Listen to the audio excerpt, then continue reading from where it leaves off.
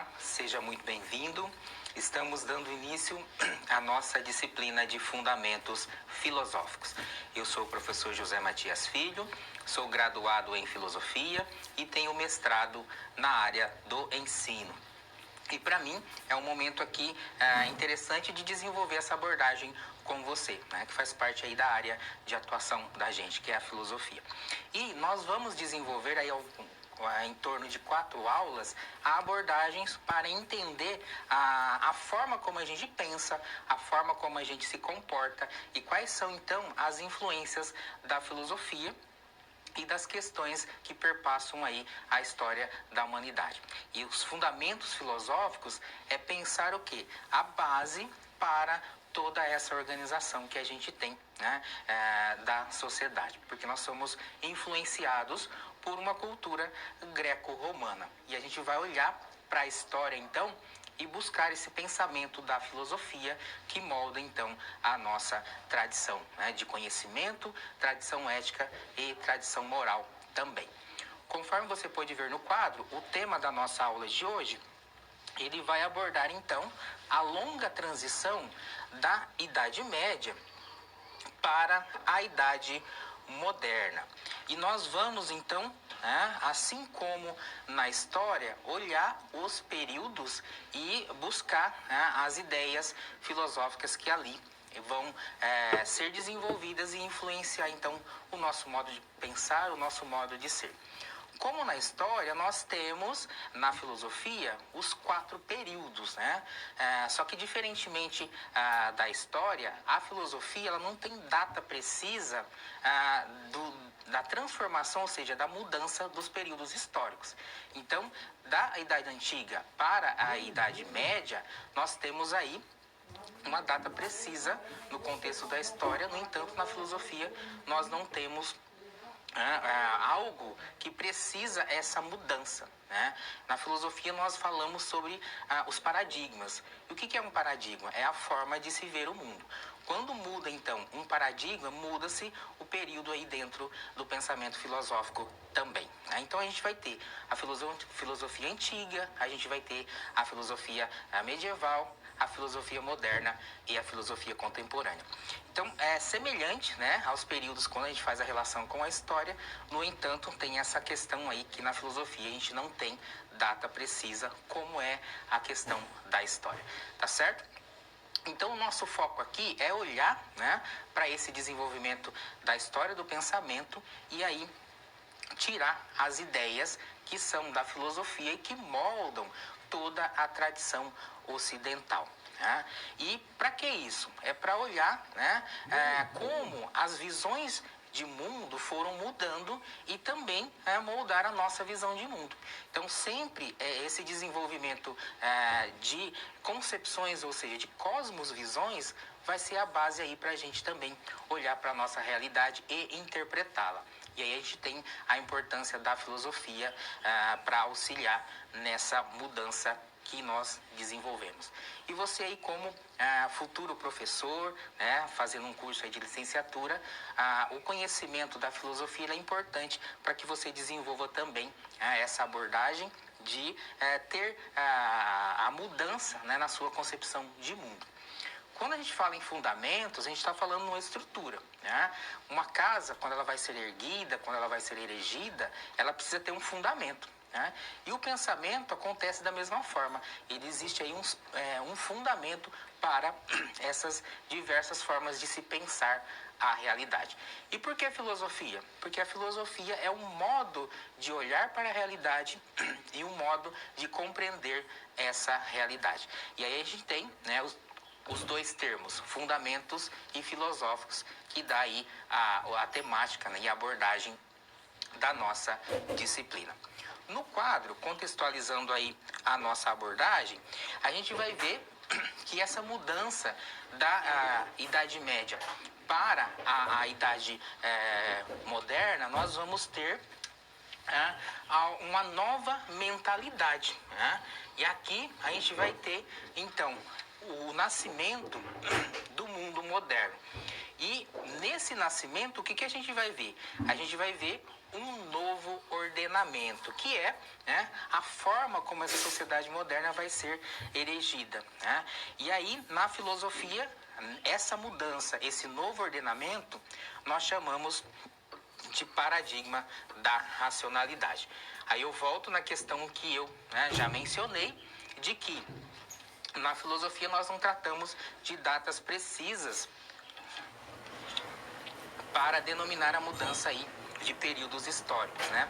Nós temos então as mudanças que ocorrem no próprio pensamento e por isso então nós vamos fazer aí uma relação com os fatos históricos que acontecem e determinam então a mudança de pensamento, então os novos paradigmas que vão sendo propostos aí nessa transformação de mentalidade e de entendimento da realidade.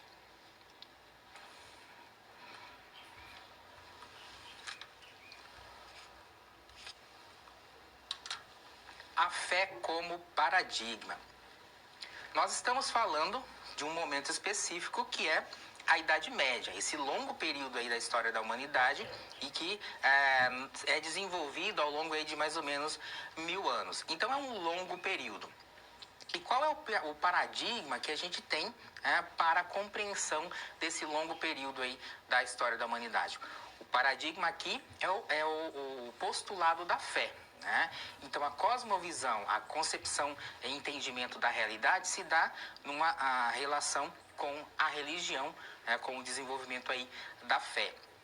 E esse momento aqui ele é marcado pela sobreposição então da ideia da igreja. Então a gente tem o que? A queda do Império Romano do Ocidente e quem está ali ao lado do Império Romano quando ele cai?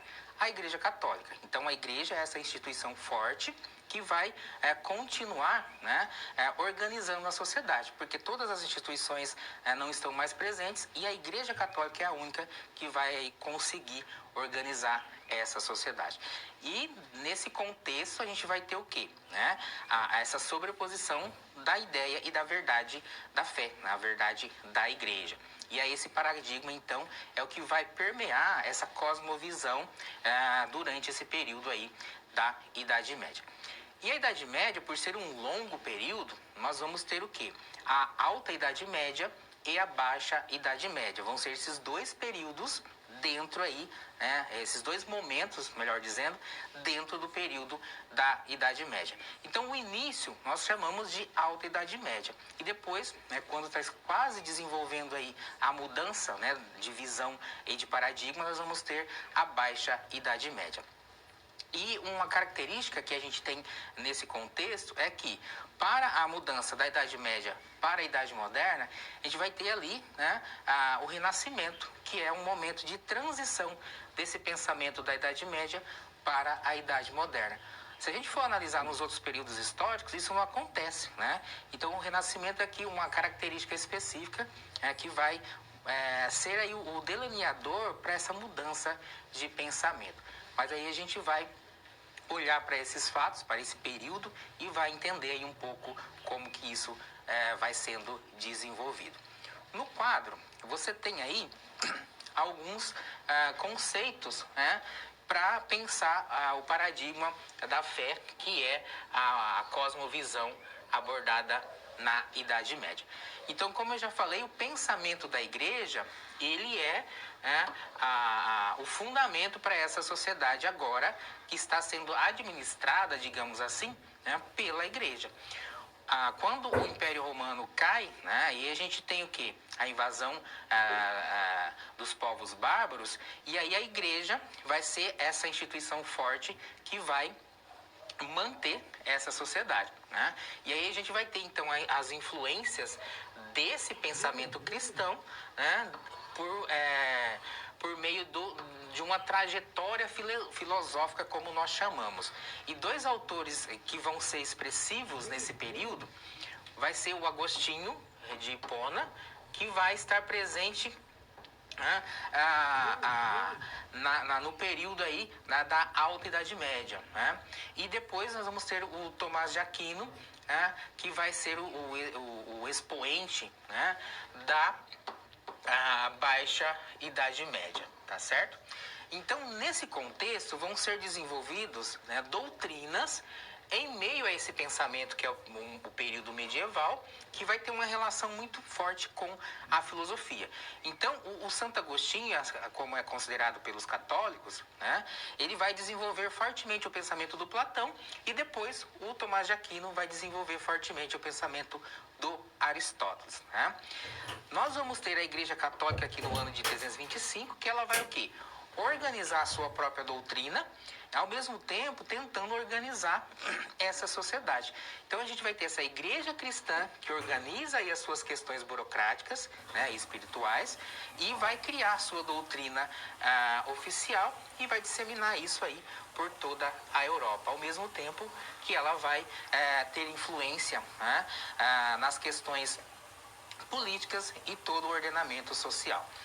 A hierarquia, né, da igreja, ela vai ter aí o seu poder, né, e a gente vai ver no decorrer de toda a Idade Média que esse poder vai ter momentos que ele vai ser excedido, na verdade, né, vai ter ali momentos como a Inquisição, que a gente vai ver esse poder indo ao seu extremo. Nós vamos ter também questões que vai permear o que? A política, né? E a igreja. Então, ora, nós vamos ter a centralidade da igreja resolvendo as questões políticas, ou seja, influenciando fortemente.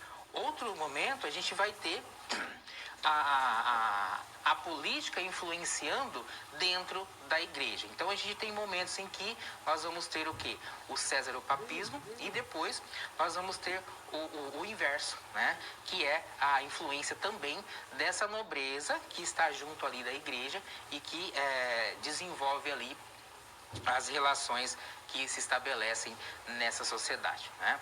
Não é um período que tem questões fáceis de se resolver, por isso é um longo período aí e as tensões a gente vai ver durante toda a Idade Média, até que esse poder da igreja vai cair, né, diante da mudança da concepção, da cosmovisão ali, que a sociedade vai desenvolver. Ainda no quadro, você tem a ideia que é desenvolvida nesse momento. Então é o que a gente chama de teocentrismo. Então Deus é o ponto, né, que desenvolve então toda a ordem social. Então o ordenamento social ele se dá como Deus, como aquele que vai, né, desenvolver todas as relações, ou seja, tudo tem que ser baseado na vontade de Deus. E a isso a gente vai ter, né, a doutrina da igreja sendo desenvolvida, né, como o fundamento para toda a ordem do mundo. A Igreja Católica, então, é a mantenedora dessa ordem social e o que se apresenta é que isso se dá por vontade de Deus. Esse homem medieval, ele vai ter sua vida fundamentada, então, nos dogmas da Igreja Católica. O que é um dogma? Um dogma é uma verdade de fé, né? O que a Igreja diz que é verdade, aquilo vai prevalecer, né? O papel da Igreja, então, vai ter aí, né, toda uma relação de representação na política e na economia. Por quê? A gente vai ter, nesse momento, a igreja como uma grande detentora de terras, e aí o feudalismo, que é o regime ali organizacional dessa sociedade, né, o modo de produção, o modo de pensar as relações de desenvolvimento, vai ser o feudalismo. E a igreja é uma grande detentora de terras, né? E vai, então, também influenciar na economia, ou seja, no modo de produção, no sentido de que havia as trocas, né, e se trabalhava, então, em virtude o quê? De ter a segurança e ter ali a terra para trabalhar, né? A gente não tem salário, na verdade, mas o dinheiro, ele faz parte ali do contexto, né, quando a gente fala das trocas. O enfoque da filosofia nesse momento é a filosofia pagã. E aí a gente vai ter o quê? o encontro dessa filosofia, que é o pensamento clássico, né? Com agora o pensamento da igreja. A gente vai ter, então, uma cisão entre filosofia e teologia. E o que vai prevalecer, então, é essa visão teocêntrica. Então, a racionalidade que está sendo desenvolvida por toda a filosofia clássica, agora ela está a serviço da teologia. Então, a influência da teologia vai ser muito forte ali nesse contexto. Tá certo? Então, aqui é um contexto geral, quando a gente olha para a cosmovisão que está presente nesse momento da Idade Média, que é essa cosmovisão teocêntrica, o que dá, então, a organização da sociedade a partir, né, dessa ideia de que Deus organiza tudo. Então, esse ordenamento social se dá por uma escolha divina, né, por um desejo divino.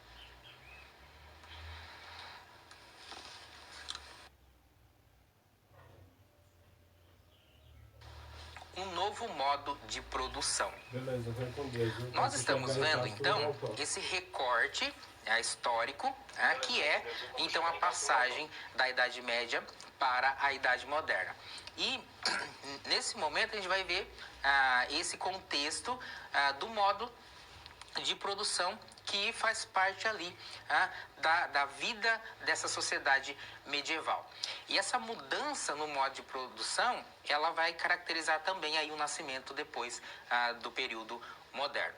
Então, na história, a gente tem o desenvolvimento de uma ideia de que o período histórico muda quando se muda o modo de produção. E é isso que aconteceu na Idade Média. Então, a gente olha para esse contexto do feudalismo e aí, a partir das suas características que levaram depois ao declínio, vai surgir um novo modo de produção que caracteriza também essa transição da Idade Média para a Idade Moderna. No quadro, você tem aí o ordenamento, né, dessa sociedade medieval, que era o quê? Como a gente já viu, pautada na fé. E aí o clero que ordenava, então, tudo. Tudo era decidido com base no desejo da igreja, por assim dizer. E como se constituía essa sociedade? A gente tem aqui o feudalismo como esse modo, né, de pensar as bases dessa sociedade. E aí nós temos uma sociedade estamental. O que é estamento? Estamento é algo fixo. Então, nessa sociedade a gente ia ter o quê? O clero, os nobres e os camponeses. Então, o clero, que é, né, essa hierarquia da igreja, ele está lá na base. A gente tem aqui a pirâmide para representar isso. A gente tem o clero, que está lá na base. Que está no topo, melhor dizendo. Na base vai estar os servos e os camponeses. Então, aqui o clero era o quê? Era aqueles que mandavam. A gente tem aqui, né, os que oram, porque a gente tem sempre a visão que a igreja é aquela que reza, né? Mas aqui, para entender essa sociedade, a gente está vendo que eram os que mandavam. Depois a gente vai ter a nobreza, que eram aqueles que guerreavam, mas era por quê? Porque da nobreza que saíam ali os guerreiros, aqueles que defendiam essa sociedade. Mas nessa nobreza aqui a gente vai ter uma alta nobreza, uma baixa nobreza também, né? Mas essa sociedade, ela vai ter aí na sua base aqueles que trabalham para manter o quê? O clero e a nobreza. E esses camponeses, eles estão ali associados a um senhor feudal. E o que eles fazem? Eles vão trabalhar a terra em troca o quê? De ter segurança, porque como a gente viu, o Império Romano cai e os bárbaros estão presentes nesse contexto da Europa. Então, a gente vai ter o quê? O senhor feudal, que ao seu redor, além dele dar ali a possibilidade de trabalhar, ele dá segurança. Então, esse povo, né, que está ali como servo, ele vai ter então essas garantias ao se associar a esse senhor feudal. Então o povo está no campo e ali essa produção ela vai servir como base para sustentar o quê? O topo da pirâmide, o clero e nobreza, e aí a gente vai ter então também, de certa forma, o sustento dessa sociedade de um modo geral. A igreja, ela é, então, uma das grandes detentoras de terra. Então, grande parte dos senhores feudais, eles são ali desse contexto da própria igreja, né? Então, até hoje a gente tem aí a visão de que a igreja sempre foi uma grande, né, possuidora de bens. E até hoje tem gente que critica e fala, não, por que ela não vende todas as suas posses e dá para os pobres? A gente tem essa visão aí sendo desenvolvida, né? Mas aqui para ilustrar que a gente olha para essa sociedade estamental que é fixa, não se mudava, você não se movia de uma posição para outra. O servo ia ser sempre servo, a nobreza estava ali, né? E da nobreza saía também o clero, né? Então a religião, né, era desenvolvida dentro dessas duas esferas ali, que era a nobreza e a própria hierarquia da igreja. Ainda no quadro, você tem lá, né, que esse modelo ele vai entrar em decadência. Por quê? Porque nós temos aí, né, toda a questão que nós vimos sobre o que? As invasões bárbaras, né? Então, uma insegurança.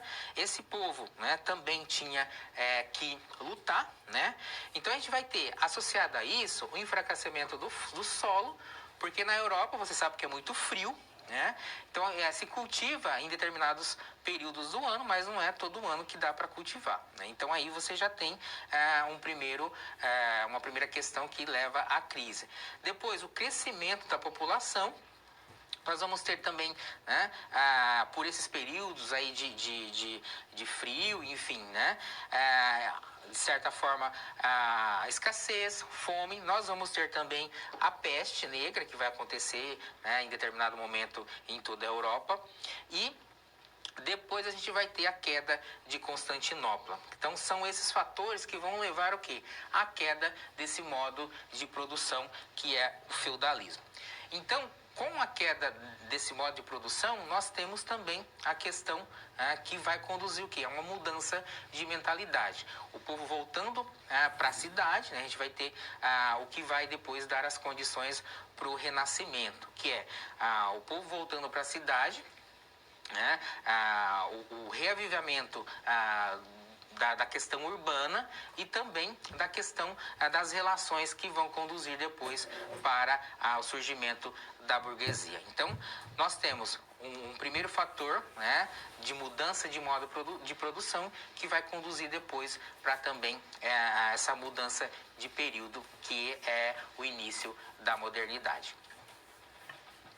E aí você tem, né, por último, todos esses fatores que vão levar ao quê? A queda do feudalismo e o surgimento do capitalismo. E com isso, a gente vê que a mudança de um modo de produção, ela leva, né, a mudança também de um período histórico. E aí muda-se também essa cosmovisão.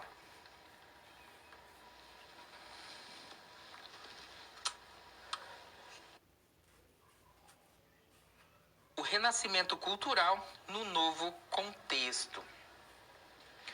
Nós temos outro fator, né, que é desenvolvido para o quê? Para o surgimento da modernidade. E aí, nesse contexto aqui da Idade Média, nós temos esse reavivamento, né, do conhecimento, das próprias relações que se estabelecem agora na cidade, que é o renascimento cultural. É um novo modo agora, né, de pensar essa realidade, que é sempre essa mudança de paradigma, como a gente está vendo aí desde o começo dos nossos conceitos.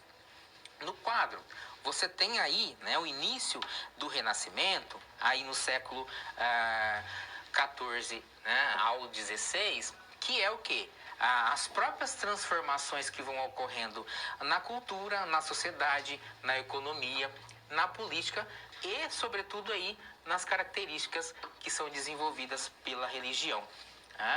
E qual que é o contexto? A gente viu a transição do feudalismo para o capitalismo, mas isso não acontece da noite para o dia. Então, as diversas questões lá, os diversos fatores que levaram ao enfraquecimento do feudalismo, né, vão acontecer aí num longo período. Como a gente já mencionou, a Idade Média é um longo período de tempo, né? E aí essas transformações vão sendo gradativas. Então essa transição aí não foi da noite para o dia. A gente vai ver que, né, existem diversas questões que estão envoltas aí, né, nessa transformação. E o Renascimento vai ser o quê? uma revalorização, digamos assim, das ideias que estavam presentes na cultura grega. Ainda estamos na Idade Média aqui, o contexto, mas já é uma outra visão. Então vai se reavivar alguns valores que foram sobrepostos pelaquela ideia teocêntrica, da Igreja Católica. Então a gente vai ver que nesse contexto vai havendo uma evolução dessas estruturas medievais. Os efeitos vão ser o quê? Vão ser expressos nas artes, na filosofia e nas ciências, Porque quando a Igreja Católica está em plenos poderes, digamos assim, prevalece a ideia da Igreja. Então, a Igreja é detentora da própria verdade, é detentora do conhecimento.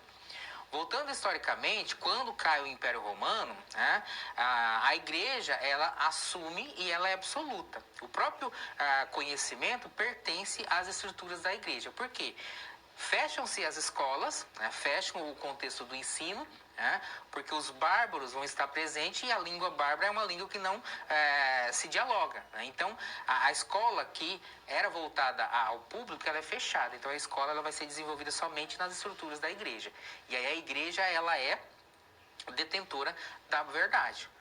E aí a gente vai ter a ideia de que, nesse período da Idade Média, é um longo período também de trevas. Por quê? Porque não se desenvolve o conhecimento. As escolas vão ser reabertas aí no contexto que a gente vai ver sobre as universidades, depois na Baixa Idade Média, já no final ali, praticamente, Porque há uma retomada, principalmente por essa ideia do renascimento. Então você veja que são vários fatores que vão tornando uma mudança de pensamento. E aí você tem no quadro a ideia, dessa revalorização das referências da antiguidade clássica, que vão nortear aí um progressivo abrandamento dessa influência do dogmatismo religioso, ou seja, da centralidade das ideias da igreja, e aí também dessa centralidade do misticismo. E aí a cultura vai voltar a ser valorizada. Então a gente tem uma valorização da racionalidade, da ciência e da natureza, que são os conhecimentos que estavam presentes lá na filosofia clássica, que até então tinha sido perdido, tinha sido deixada de lado por causa da forte sobreposição das ideias da igreja.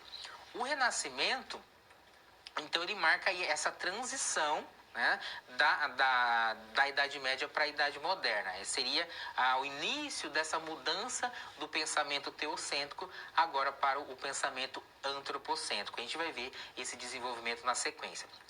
Mas você ainda tem aí algumas ideias que vão ser perpassadas por toda essa realidade de transformação e de mudança de paradigma. Então, o Renascimento, aí no século XV, a gente vai ver essa ruptura do pensamento medieval para o pensamento moderno.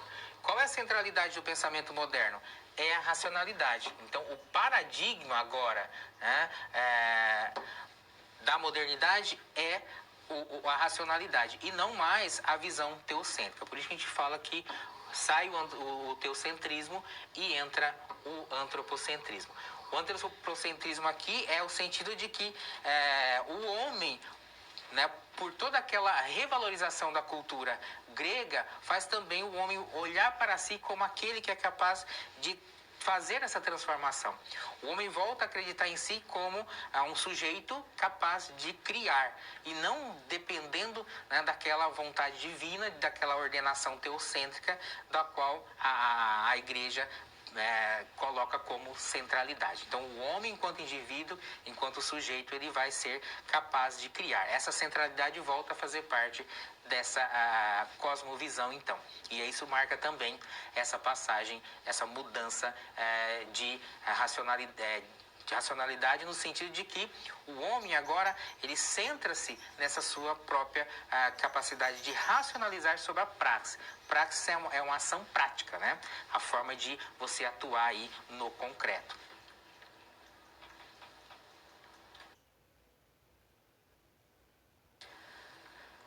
sociedade medieval. Nós chegamos na nossa primeira situação problema e a gente vai olhar para essa sociedade medieval, já que a gente está estudando todo esse contexto de transição, né, da Idade Média para a Idade Moderna. Como compreender, então, essa sociedade medieval? Você tem aí no quadro alguns questionamentos que fazem parte da situação problema que você, né, já deve ter lido no seu material didático, já deve ter aí uma noção. Né? Então, a gente vai olhar para essa sociedade medieval e vai se perguntar como era a vida econômica e social desse período feudal.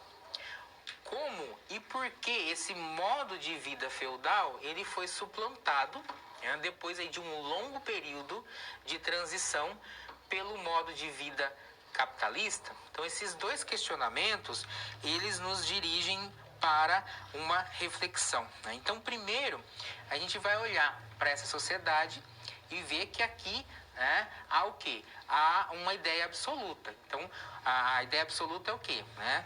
Tudo se dá por vontade divina. Então, a economia, a política, ela era também, né, um desenvolvimento dessa realidade religiosa. Então, a igreja ela era absoluta e essa influência na política e na economia ela era muito forte. Né? Na política, por quê? Porque era do próprio clero que saíam, então, as escolhas, né, de quem governava. A gente vai ver que a própria ideia de política é o quê? Né? É por uma escolha divina. Então, aquele que governa, ele deve governar como escolhido de Deus. Né? Mas a gente vai olhar para essa ideia política e ver que era da própria nobreza, né, ali que pertencia fortemente ao clero, que saiu aquele que ia governar. E essas decisões políticas, elas tinham uma relação mais social entre, né, essa classe do que, né, propriamente a ideia de poder por vontade de Deus, né? Depois isso vai ser questionado ao longo aí do processo histórico pelo Maquiavel, e a gente vai ter uma mudança, então, do entendimento da política por vontade divina, como o poder advindo, né, por autoridade de Deus, para o quê? Entender a política como uma realidade de busca do poder e como se manter no poder. E aí o Maquiavel tem lá, né, a sua obra famosa, que é O Príncipe. Mas aqui, para entender, então, essa relação de organização do momento aqui, né, econômico e político da Idade Média, a gente tem que olhar para esse ordenamento também. E aí nós temos as ideias de que, né, há mais relação com as próprias escolhas desse grupo do que propriamente com uma relação religiosa e advinda por vontade divina propriamente dita. No quadro, você tem aqui, né, a análise para a gente pensar junto, né, como se dava então essa relação a partir do feudalismo. A gente tem uma relação vertical, ou seja, a igreja ela era absoluta aí em tudo que se desenvolvia. A ordem, né, social era o quê? Os próprios desejos da igreja. A gente vai ver que esse homem, que é o homem medieval, ele é um homem tutelado. O mundo é tutelado, né? A igreja é aquela, né, que cuida do mundo. Tutela é cuidado, tá? Então, o mundo é tutelado, é cuidado pela igreja. E o homem é o quê? Ele está na minoridade.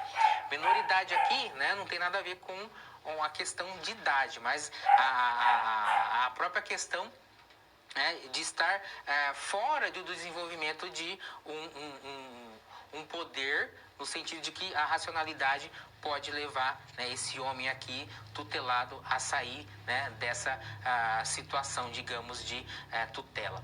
Aqui, minoridade quer dizer que o homem ele não tem autonomia, né? Ele está sobre a heteronomia, ou seja, ele está sobre a norma de outro, ou seja, o que vale são as normas da igreja. Então essa minoridade aqui seria a minoridade desse conhecimento, né, e de sair dessa situação.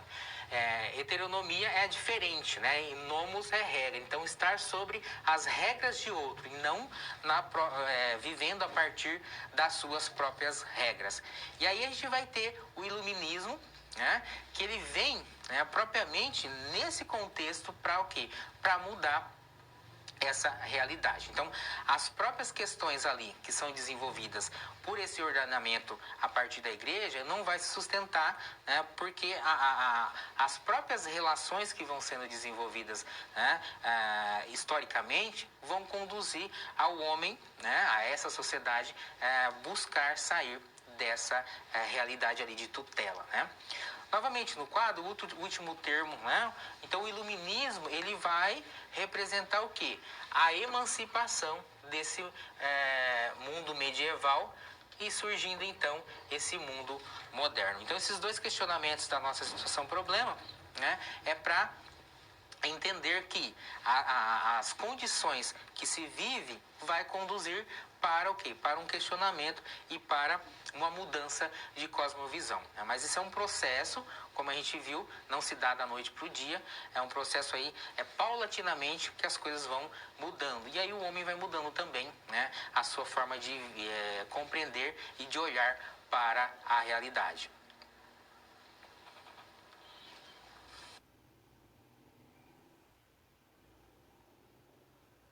Nesse nosso momento de interação, eu trago aí para você um quiz, né? Que são algumas questões envolto ao tema que a gente viu até agora. Então eu tenho na tela esses questionamentos para você. Se você quiser responder aí pelo celular, você tem aí o QR Code que te direciona para, né, um formulário. Mas se você quiser só anotar aí as respostas que você considera correta, anote que na sequência a gente faz a reflexão juntos aqui a partir dessas 3 questões propostas.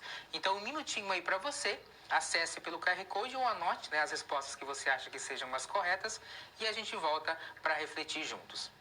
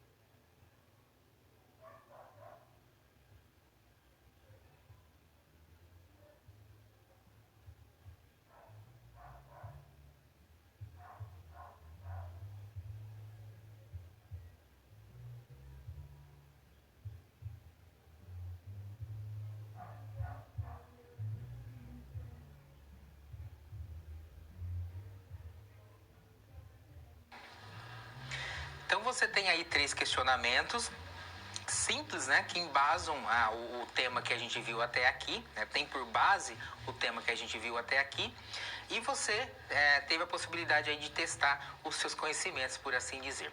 Então, dentre aqueles 3 questionamentos que eu propus lá no quadro, qual então a resposta que você deu aí à primeira questão? Né? A racionalidade medieval, ela era pautada em quê?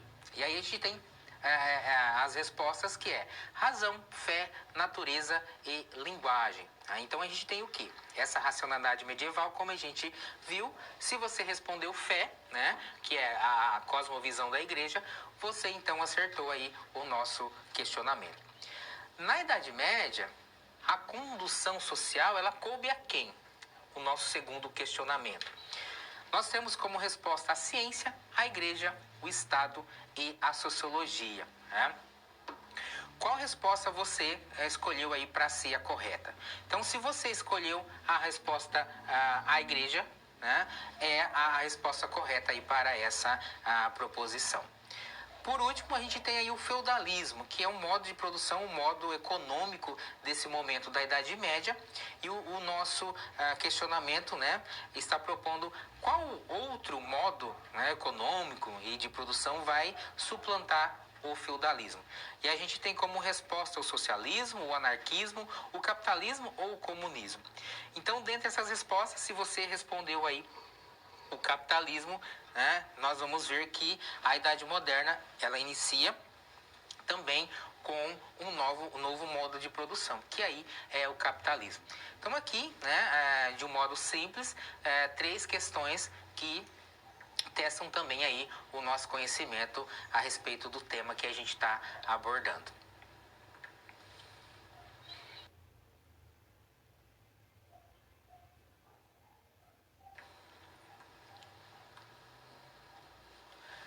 As universidades.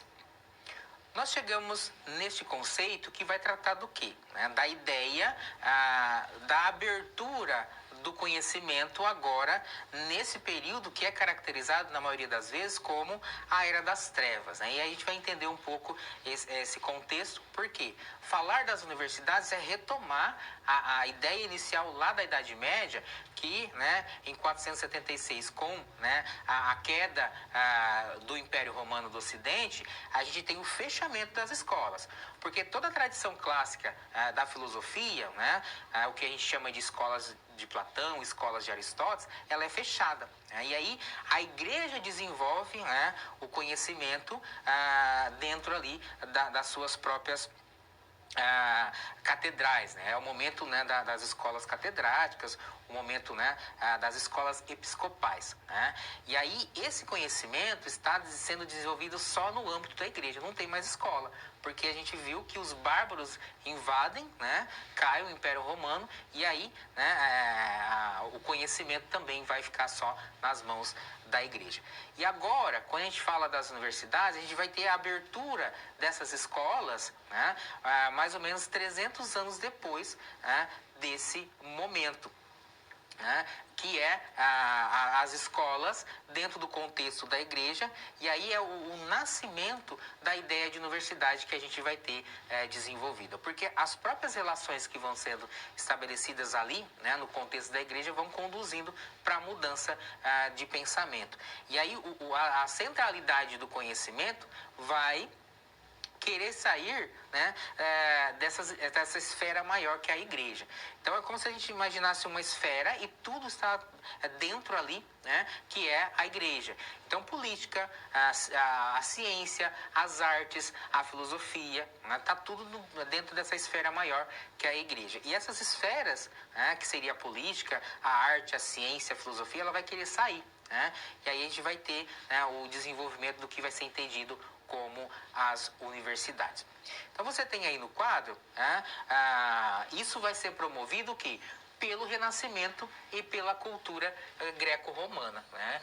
Então, no próprio esboço ali, né, que a igreja faz, desenvolvendo a sua própria doutrina, desenvolvendo, né, a sua realidade de manter as suas escolas, a ideia de sair da própria igreja, né, o conhecimento e voltar para as esferas aí, né, fora dessa esfera maior.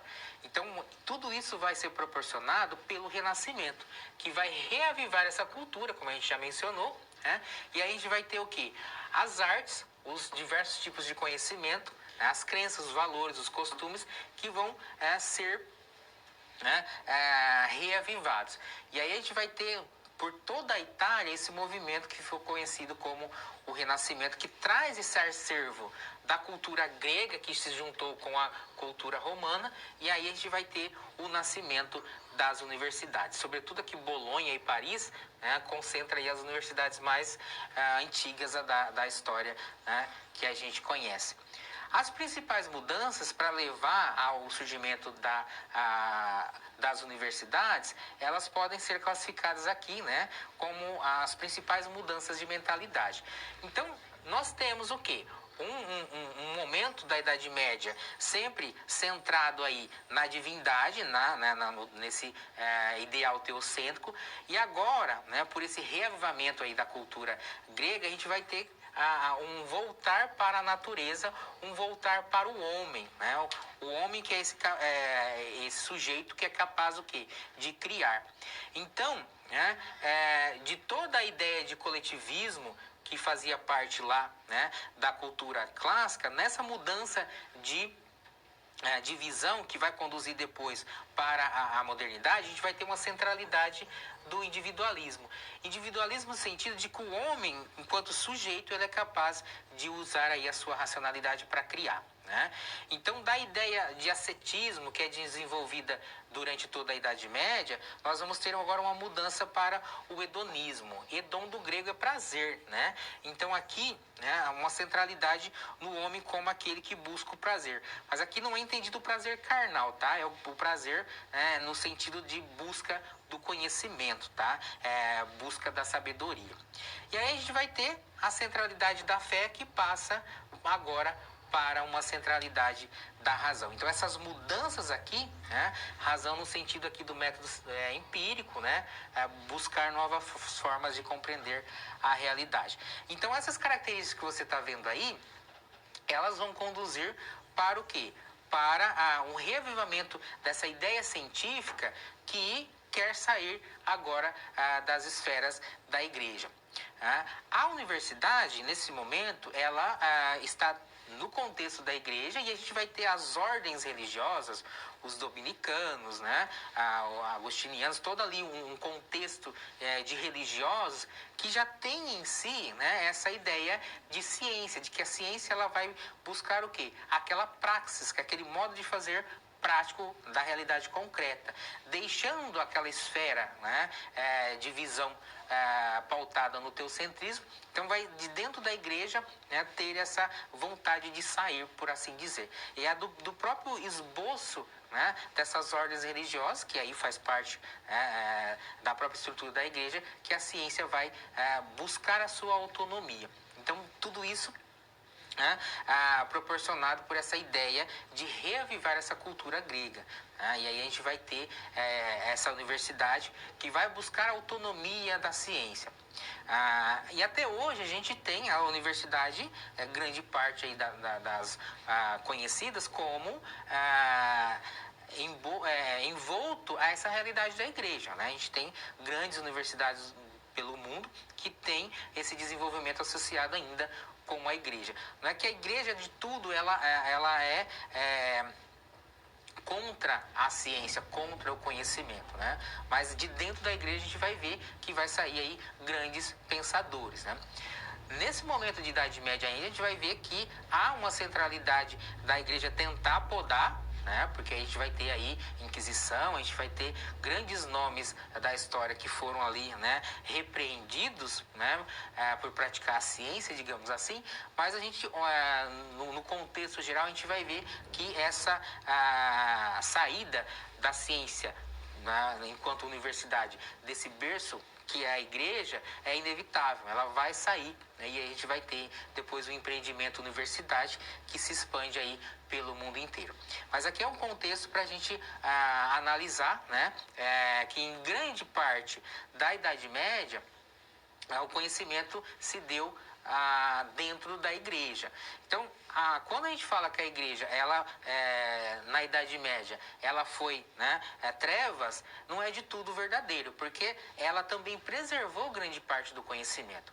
Então, nós temos, né, a própria literatura que está presente dentro do contexto da igreja. Se você já assistiu aquele filme Em Nome da Rosa, você vai ver, né, que nos mosteiros, o que o monge fazia? Ele duplicava as obras.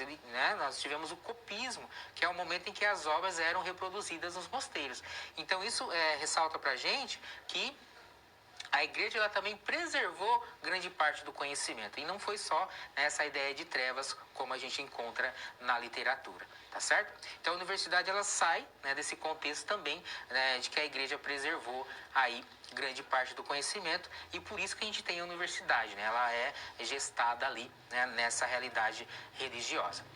No quadro, você tem aí uma última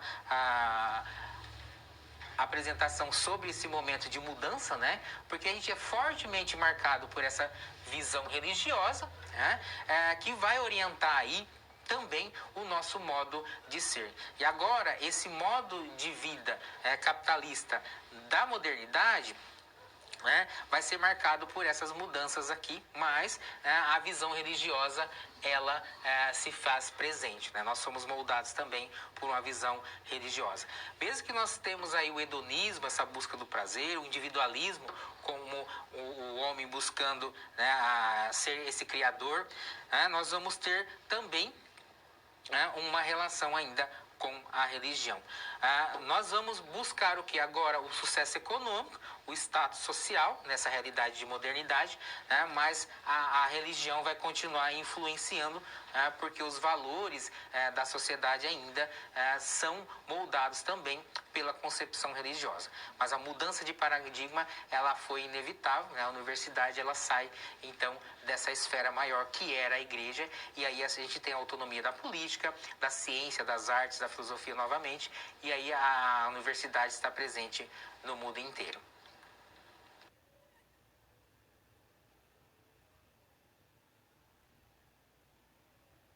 O iluminismo e sua importância para a modernidade. A gente viu que a transição da Idade Média para a Idade Moderna se deu, sobretudo, pelo Renascimento. E o Renascimento, ele vem o quê? Ele vem ressaltar essa ideia da racionalidade. Ou seja, a razão é a instância que vai proporcionar ao homem ser esse criador maior. Né? E aí isso é o início já do iluminismo. Agora é o quê? Dar luz às trevas que antes, guardavam esse conhecimento ali, as 7 chaves. Agora, a luz, por isso iluminismo, é dar luz ao conhecimento e fazer ele aí se propagar. E a centralidade disso é o quê? É que a razão é capaz, de transformar o homem para melhor. Já que a religião não foi capaz de tornar o mundo melhor e o homem melhor, o iluminismo prega isso, agora o conhecimento, a razão, vai ser essa que vai fazer o homem progredir, fazer a humanidade progredir, fazer então a humanidade ter melhorias, tanto na sua esfera política, na sua esfera social, no sentido de que agora o homem é capaz de produzir e de ter essa autonomia. No quadro, nós vamos ver aí as características do iluminismo.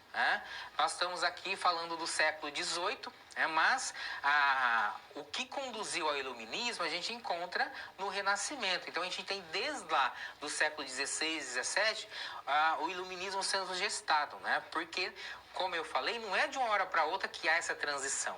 Há ali uma gestação dessa ideia, E o iluminismo vai caracterizar, então, esse rompimento com a antiga forma de pensar, que era qual? Era a visão teocêntrica. Agora, a ideia é de valorizar a ciência e a racionalidade. Então, aquelas esferas que estavam dentro da esfera maior, que era a igreja, agora ela vai estar fora. E aí a gente vai ter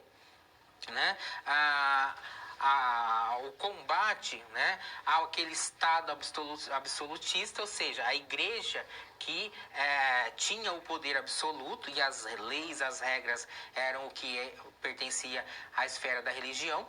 Então, essa ideia vai ser combatida. Nós vamos ter a defesa do Estado laico, ou seja, de uma sociedade que não está mais sobre as amarras da religião, Vamos ter a defesa o quê? Das liberdades individuais. Todas essas ideias aqui, elas estão no contexto de uma mudança, então, de paradigma. Agora, esse homem que olha para si e pela razão, ele é capaz de criar, de realmente produzir a sua autonomia, né, tem aí no seu contexto as mudanças políticas e econômicas que aconteceram. Por quê? Porque no final da Idade Média a gente tem lá o surgimento de de um novo grupo, que é a burguesia.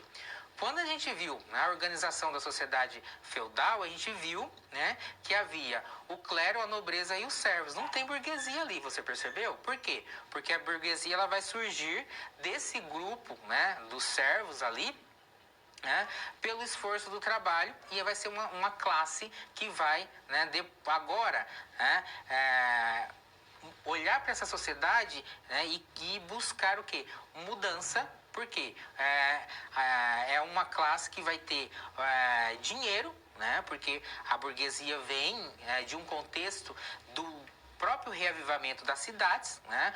Os burgos, né, vão ser estabelecidos, e ali nesses burgos o comércio é desenvolvido, né? E aí a burguesia vem aí desse termo, né? E ela vai ser essa que vai se associar em grande parte com a nobreza. Por quê? Porque a igreja, o clero, ele é dispendioso para nobreza, né? E aí a gente vai ver que a nobreza se associa, a burguesia se associa com a nobreza, e a gente vai ter então essas mudanças como a gente viu ali apresentada, né? Reivindicação desse Estado laico, né, a reivindicação também das liberdades individuais. Porque a burguesia, tendo ali, né, posses, ela também vai ver que isso pode ser aí, né, um fator para essa mudança ali na concepção e visão de mundo. Ou seja, leva depois ao estabelecimento dos Estados nacionais. Né? E aí nós vamos ter esse absolutismo caindo, e aí a gente vai ter, né, uma monarquia parlamentarista, até chegar lá na ideia de democracia, que está um pouco mais adiante com os contratualistas, tá certo? Mas ainda no quadro você tem aí o contexto do iluminismo, que vai ver no conhecimento da natureza esse domínio real, né, e a tarefa fundamental do ser humano. Não é mais agradar somente a Deus. Aí a gente vai ter uma oposição a essa herança medieval, e por isso nós vamos ver que esse período, né, ele vai ser o quê? Né? O iluminismo é dar luz ao período que foi de trevas aí, que a igreja mandou e desmandou, por assim dizer, né? Os pensadores iluministas, então, eles vão inventar a ideia o quê? De que nada foi bom aí no período da Idade Média, né? Mas isso é uma invenção iluminista, por assim dizer. Porque eu já mencionei que nem tudo foi trevas aqui no contexto da igreja, né? Eu fiz até a menção aí, né, da igreja como guardadora, né? Preservou o conhecimento aí que estava presente lá nas obras, na literatura, enfim, né, como a gente já refletiu.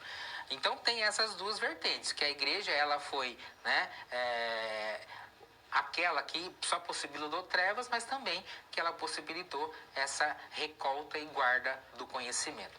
Aqui a gente vai ter que o desenvolvimento das ideias iluministas influenciando fortemente na economia, na política, na sociedade e, por assim dizer, na religião, conduzindo a essa mudança de cosmovisão, de teocêntrica para a antropocêntrica.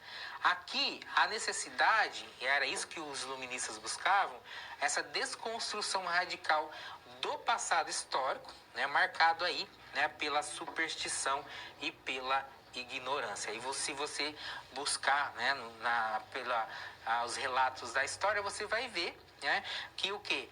Na Idade Média, nós tivemos, então, a Inquisição, que era fazer com que todos aqueles que fossem contra a ideia da igreja fossem ali punidos, né? Então, sair desse misticismo, né, para ter agora uma centralidade na razão. O iluminismo ele vai pregar essa centralidade da razão. Mas será que a razão ela vai ser capaz de conduzir o homem à autonomia? Isso também vai ser questionado, mas aí é foco de um outro conceito, tá certo?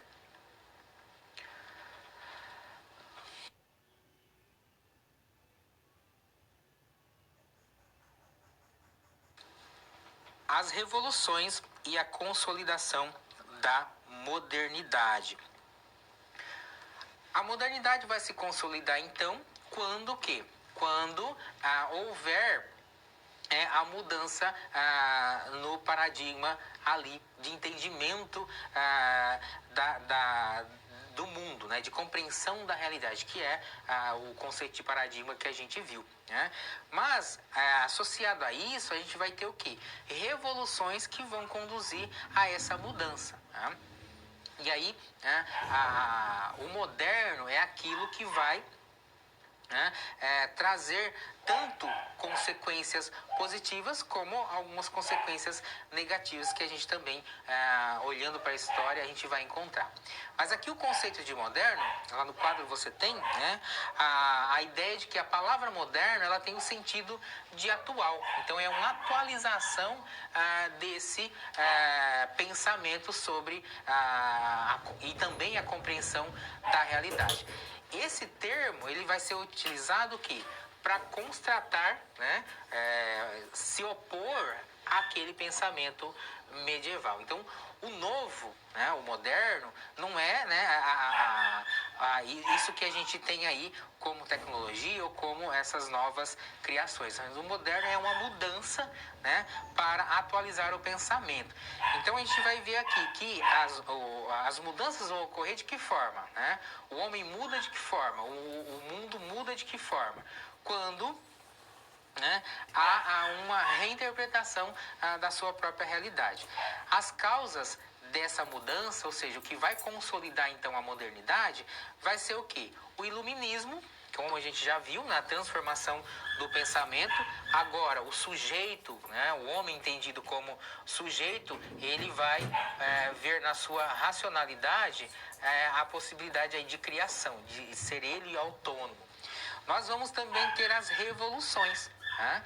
E aí as revoluções vão marcar também essa consolidação da modernidade. Então a gente vai ter o contexto de Europa e o contexto de Inglaterra marcado por várias revoluções, né?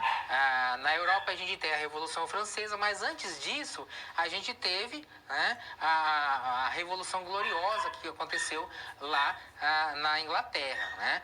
A Revolução Gloriosa ela acontece sem, né, derramamento de sangue. A gente vai ter a deposição, né, da monarquia para uma monarquia parlamentarista, mas depois na Revolução Francesa a gente vai ter essa deposição, na verdade,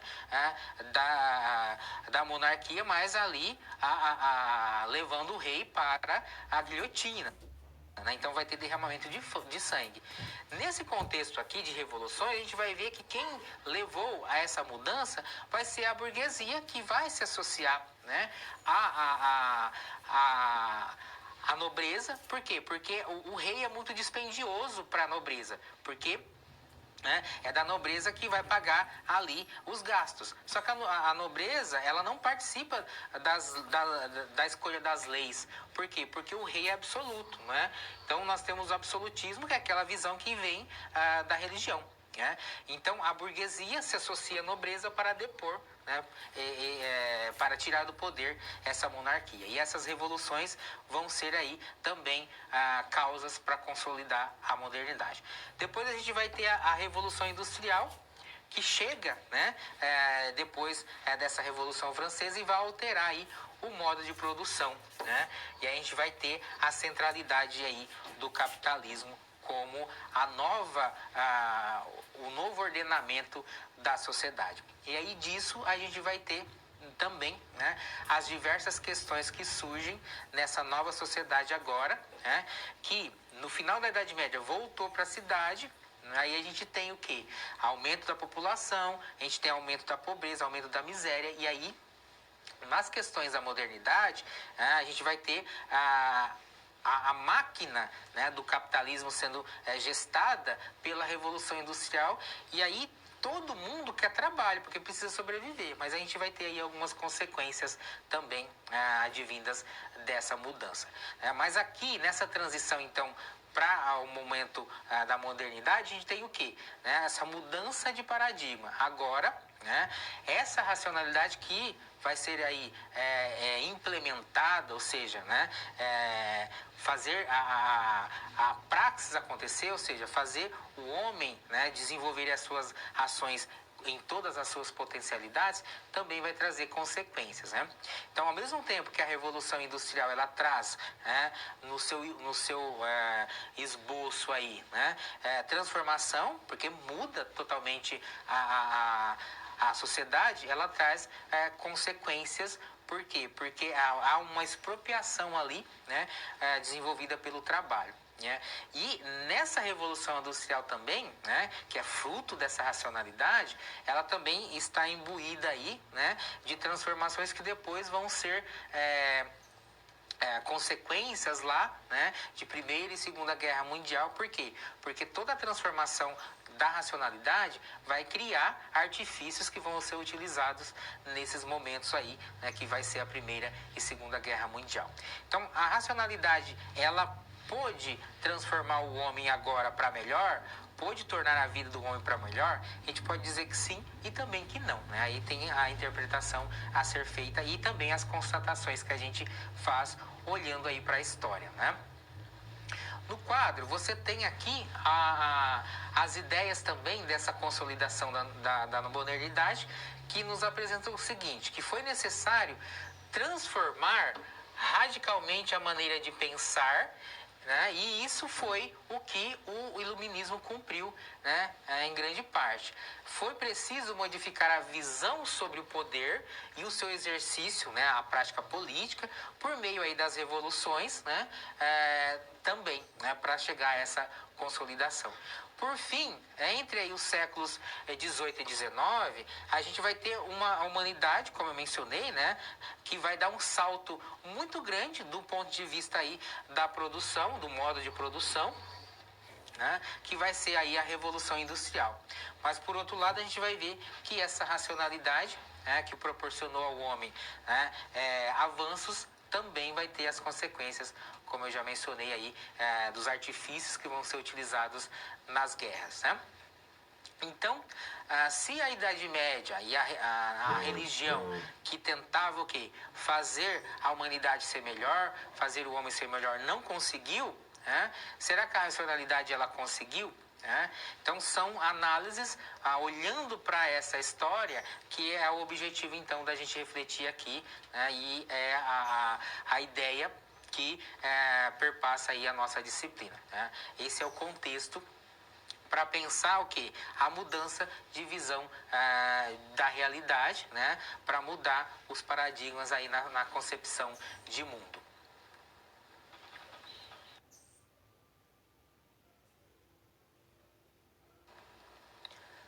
Revoluções modernas. Esse é o nosso segundo momento aí de interação aqui de situação-problema, e a gente tem a ideia base, né, as revoluções modernas. No quadro, você tem o questionamento. As revoluções modernas, elas reverberam hoje? Ou seja, elas têm influência hoje? Você tem a imagem, né, da Revolução Francesa, que é uma das revoluções que aconteceram nessa história aí, para pensar o nascimento da modernidade. Mas essas revoluções, elas têm influência hoje? Então, olhando para a imagem que